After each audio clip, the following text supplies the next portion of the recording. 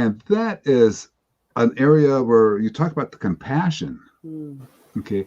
And that gives women a head start on men. Am I reading that right? Kind of. Now, when you say head start, I'm really curious what you mean. Can you be more specific? Head start, I'm being able to connect with, okay, I'm being specific. Yes. A head start, I'm being able to connect with the universal knowledge, through your instinct, being able to pull from walking in a room and seeing moods without people actually saying anything and being aware of those moods. Yes. And again, this is a cultural conditioning piece. Both men and women are capable of what you just said. The difference is compassion, humanity, sensitivity has been conditioned out of men. Men are not taught to value those things. And the unfortunate piece of that is all men are human, beautiful humanity. There's nothing stronger than a man who has the courage to feel in front of others, AKA vulnerability. And I'm not talking about breaking down and crying in front of your team. That's not what I'm talking about. Exposing your humanity makes you a more accessible and influential leader, period. This is empirically proven. This is not my opinion. So, I mean, Brene Brown has built quite an empire Yes, on yes, she has. On this has, fact, right? So this is what we call heart-centered leadership, right? So women are considered the nurturers. I got to tell you though, listen, I live in West Seattle. I've never seen, this is daddy town. I have never seen so many dudes, and I'm not talking about like daddies. I'm talking about dudes, tatted up, cap wearing, you know, cigarettes in the back with the baby Bjorn.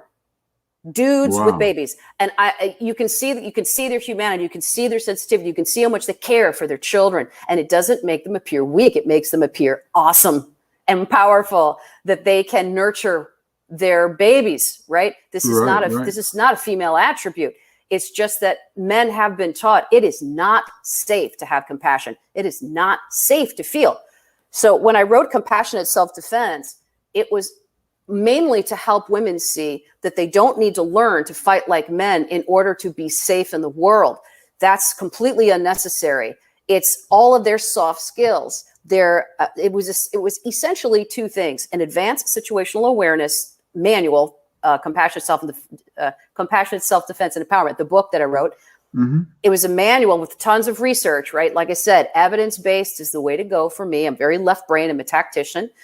And I feel like if I don't present the evidence, it's not going to be believed or, executed. Yes. So I help women see the science of intuition, help them understand where these intuitive signals are coming from, help them trust when they come in, especially if they're subtle, because some of them are easy to miss and they're always missed, and then help them, give them permission to speak up for themselves. Because sometimes, the criminals, and I would like to point out here, the first thing that I say in my book is there will be no man bashing.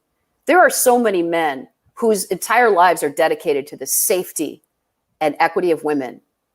And it's very important that women see that, and that we don't allow ourselves to be fooled by the dehumanization that's going on in the media, right? Yes. That's the compassion piece. These men are walking wounded, and they were not born this way.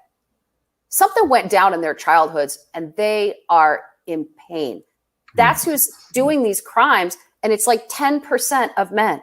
90% of men are not on the radar because they're awesome. Yes. Yeah. And that's how the media makes money. So we won't go down that road. But we're not going to go down that road. That's a whole different podcast. And I think that's a very powerful spot to start with, though, to think about, okay, we're not bashing anybody. Okay. And especially that small minority that's getting the news headlines. Okay. We're not bashing those.